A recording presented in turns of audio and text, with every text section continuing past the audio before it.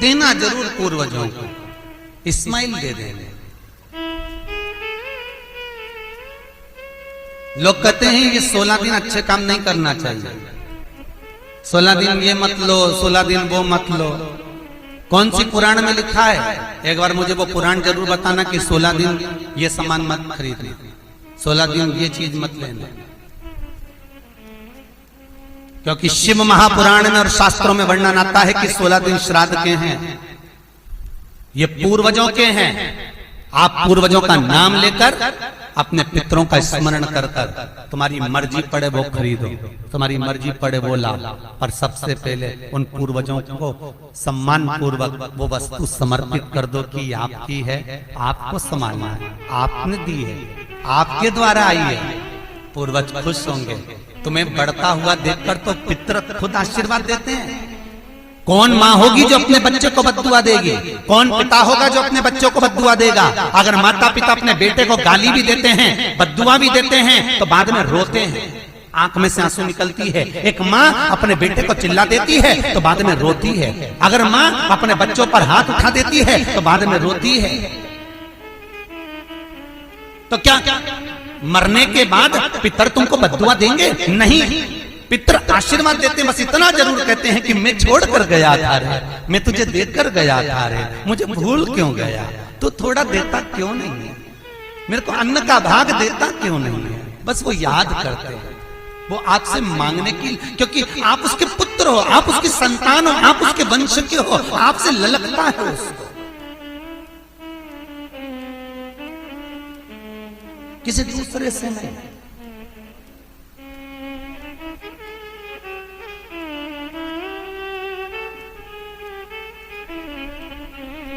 प्रेम दीजिए।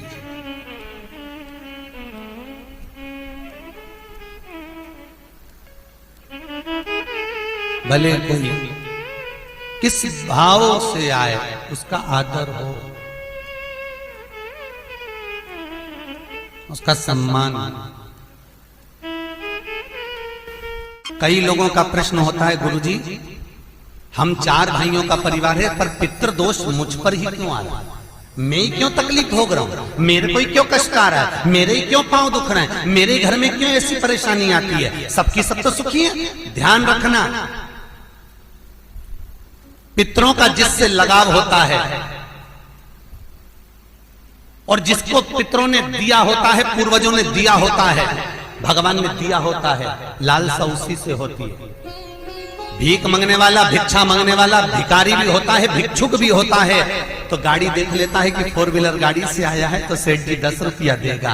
कोई पैदल जाता है तो भिखारी भी सोचता है बेचारा क्या देगा, उसके पास तो खुद नहीं, पाँव में चप्पल नहीं पहना है, फिर भी हाथ फैला देता है कि दे दे तो ठीक है, नहीं तो कोई गाड़ी वाला तो देगा ना मुझको। उसी तरह घर के पूर्वज, घर के जो आहूत होते हैं, घर के जो पितर होते हैं, घर के जो वासुक होते हैं, घर के जो पूर्वज होते हैं, आशा उसी से लगते हैं जो दे सकता है। जिसके पास है ही नहीं उससे क्या आशा रखेंगे?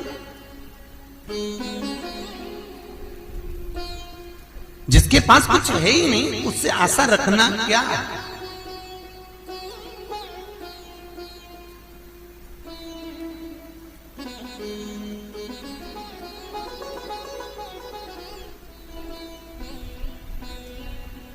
कई लोग कहते हैं गुरुजी हमारे पास देने के लिए कुछ भी नहीं, हम हमारे पूर्वजों को क्या? मत दो ना, इस्माइल तो दे सकते हो।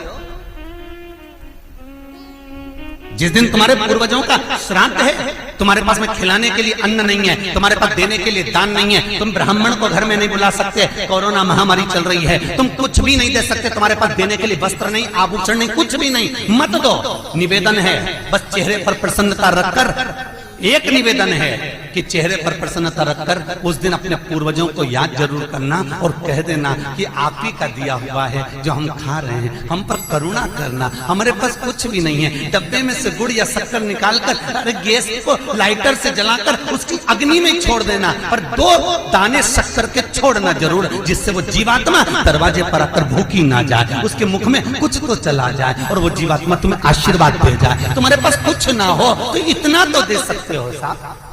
स्माइल तो दे सकते हो, प्रसन्नता तो दे सकते हो, मीठी वाणी तो दे सकते हो, अपने पूर्वजों को याद तो कर सकते हो, अपने इष्ट को याद तो कर सकते हो, जिसने दिया है उसका गुणगान तो गा सकते हो।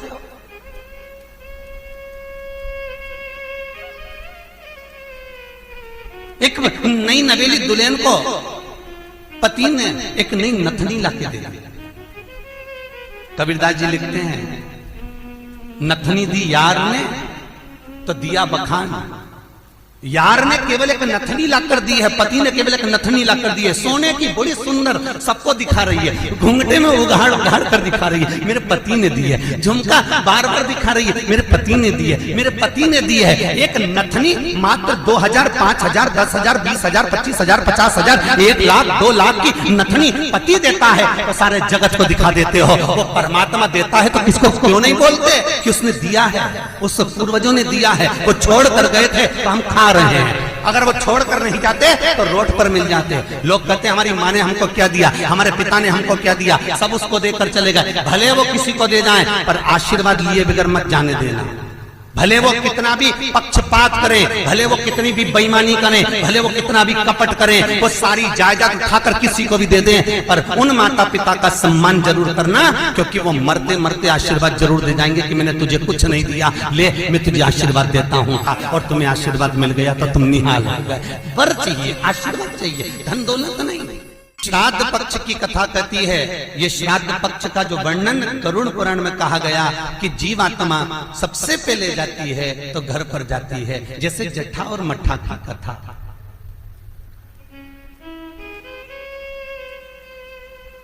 दो भाई हैं, जट्ठा और मट्ठा,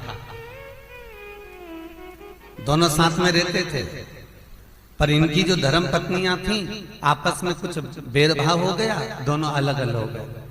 जट्ठा बहुत धनपति था, मट्ठा थोड़ा सा गरीब था, दोनों अलग अलग रहे।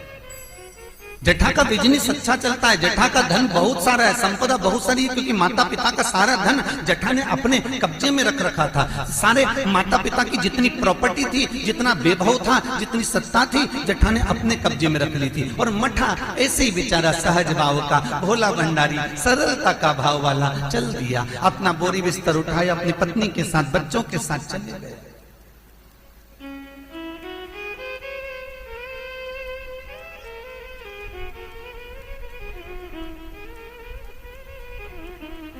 सोलह दिन श्राद्ध किया गया।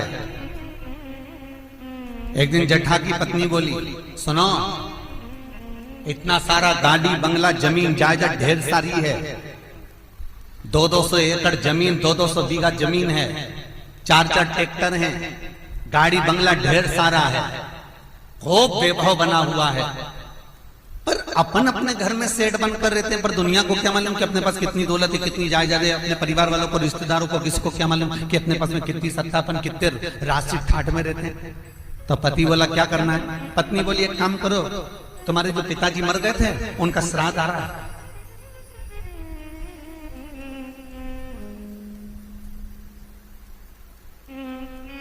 तुम्हारे जो पिता चले गए थे उनका श्राद्ध आ रहा है, एक काम करो, अपन अपने पिताजी का श्राद्ध रख देते, और श्राद्ध रखेंगे तो मेरे मायके वालों को और आपके पूरे परिवार वालों को, जो आपके रिश्तेदार हैं, मित्र हैं, दोस्त हैं, और मेरे मायके वाले, मेरी सहेलियां, मेरी बेस्ट फ्रेंड, सबको बुला ला, और उनको बड़े प्रेम से अपन भोजन करा देंगे। इतने में जट्ठा बोला कि भोजन बना तो खिला तो देंगे, पर भोजन बनाएगा कौन, इतना सारा फैलाना हो जाएगा, उठाएगा कौन। इतने में तुरंत जट्ठा की पत्नी बोली, वो देवर और देवरानी क्या करेंगे, बाप तो उनका भी था, पिता तो उनका भी था, वो आए देवरानी, और देवरानी आकर भोजन बनाए और देवर आकर बर्तन मांजे। चलो निमंत्रण सबको देने जा रहे हैं तो उनके घर भी चल जाए। आवाज लगाई, मट्ठा, अरे ओ मट्ठा। मट्ठा ने दरवाजा खोला, छोटा सा झोपड़ा, गोबर से लिपा हुआ घर। मट्ठा हाथ जोड़कर बोला, बड़ा भाई आया है, बैठो भैया, हम बैठने नहीं आए तेरे घर में, कल पिताजी का श्राद्ध है, तेरे को बर्तन मांजने आना है, दुल्हन को भोजन बनाने आना है। श्राद्ध पक्ष में हमने ब्राह्मणी ढूंढी थी, बामनी भोजन बनाने वाली मिल नहीं रही है, सब लगी हुई है इधर उधर। देवरानी को ले आना। भाभी हम आ तो जाएंगे, पर निवेदन इतना सा है कि पिताजी का श्राद्ध है, तो मन कर रहा है कि हम थोड़ी सी धूप छोड़ दें, इसके बाद आ जाएंगे। इतने में तुरंत भाभी बोली, सुन रे मठा, आना हो तो सुबह जल्दी आना, क्योंकि रखे हुए बर्तन कौन मांजेगा, भोजन कौन बनाएगा। इतनी देरी से आना है तो केवल क्या खाने आ रहे हो? आने की जरूरत नहीं है, तुम दोनों की जरूरत नहीं है मेरे को, मत आना तुम। छोड़ दिया। जेठा गया, अपने ससुराल वालों को बुला लिया, मायके वालों को बुला लिया, सबको बुलाया। पितृलोक से जिसकी तिथि होती है, पितरों के भगवान जिनका नाम है आर्यमा स्वामी, कौवे पर बैठकर जिसकी तिथि होती है, उस तिथि के जीव को कौवे पर बिठाकर आर्यमा स्वामी लेकर आते हैं, और जिसकी यहाँ श्राद्ध होती है उसकी छत पर कौवा छोड़ते छोड़ते जाता है। इसलिए हिंदू धर्म में श्राद्ध में कौवे का बड़ा महत्व होता है, क्योंकि पितरों के देवता आर्यमा स्वामी कौवे पर बैठते हैं, और उसी कौवे पर हमारे घर के जीवों को लेकर आते हैं। और सबसे पहले वो जीव कहां जाता है श्राद्ध पक्ष में? बहुत ध्यान से सुनना गरुड़ पुराण का ये चरित्र। सबसे पहले वो जीव कहां जाता है? जो घर का सबसे पुराना घर होता है, जहां पर घर का बड़ा बेटा रहता हो, जहां पर घर का पुराना मकान हो, पुराना घर हो, वहां वो जीव जाता है। 3 वृक्ष पितरों के तुल्य हैं। पहला पीपल, दूसरा बट वृक्ष, तीसरा बेलपत्र का वृक्ष। बेलपत्र का वृक्ष कभी अनायास श्राद्ध पक्ष में आप कुछ भी ना कर पाए, कुछ भी ना कर सकते हो, तो एक पत्ते के ऊपर कोई सा भी पत्ता ले लो, चाहे पान का ले हो, कोई पीपल का ले हो, कोई भी पत्ते के ऊपर एक पुड़ी, थोड़ा मीठा थोड़ा नमकीन रखकर अपनी कामना कर कर अपने पूर्वजों के लिए इन 3 वृक्ष के नीचे 16 श्राद्ध में किसी भी एक दिन आप वो भोजन को रखकर आ जाइए। अपनी कामना कर कर सुख का अनुभव होगा, पितरों को शांति मिलेगी। एक जट्ठा और मट्ठा की कथा हमने पहले कही है, वो भी हमारे पेज पे डली हुई है, आप उस पे से निकाल कर सुनना।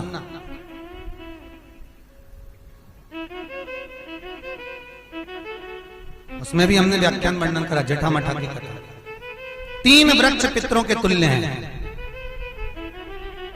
3 पक्षी पितरों के तुल्य हैं, कौवा, हंस और गरुड़।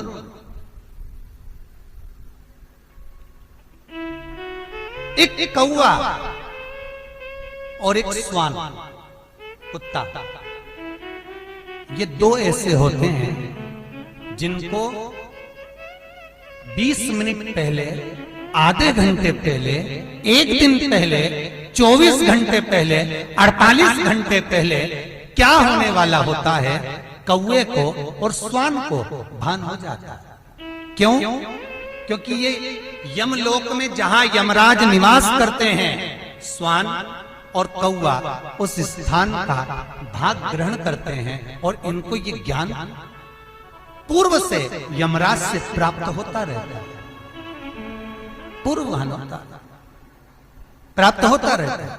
एक कौवा एक श्वान, कोई घटना घटने वाली होती है तो कुत्ता रोने लगता है, कोई घटना घटने वाली होती है तो कौवा आकर बैठ जाता है, कोई आ रहा है तो कौवा आएगा, कोई भाव सूचक है तो कौवा आकर बैठेगा। दरवाजे पर कैसे, उसका भी भान है, अटारी पर कौवा कहां बैठा है, दरवाजे पर कौवा कहां बैठा है, किस स्थान पर कौवा विराजमान है, उसका भी भाव हमारे शास्त्र में वर्णन।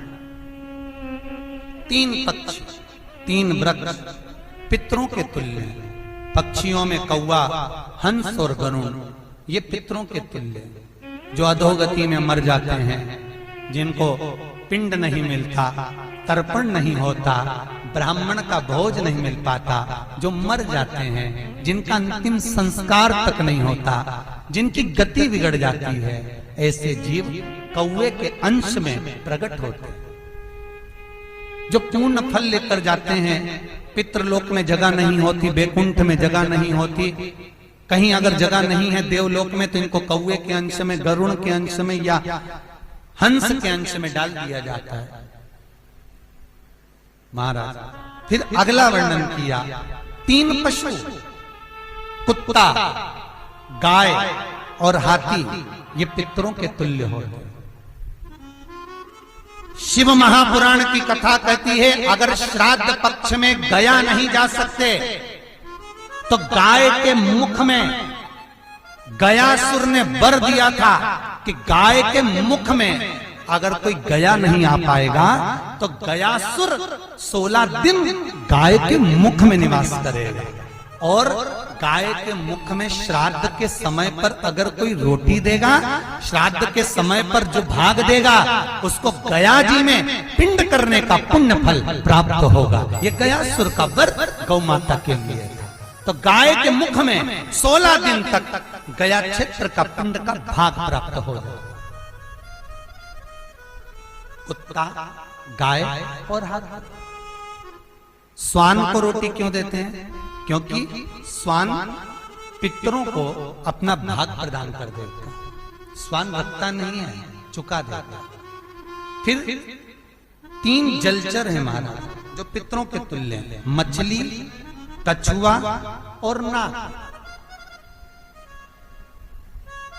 पिंड जो बनाया जाता है वो पानी में दिया जाता है। मछली जिसको पाती है वो पितरों को प्राप्त होता है। कछुआ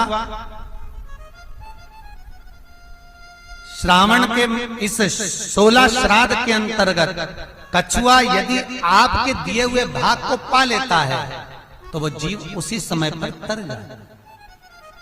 और महाराज नाग, वो भी पितरों के तुल्य माना। इन 3 पितरों के क्रम का वर्णन किया गया है। भगवान शिव ओगड़दानी बट का वृक्ष के रूप में ब्रह्मा को बना देते हैं और शंकर बटकेश्वर महादेव के रूप में विराजमान हो जाते हैं। ऐसा सुंदर प्रसंग शिव महापुराण में वर्णन किया।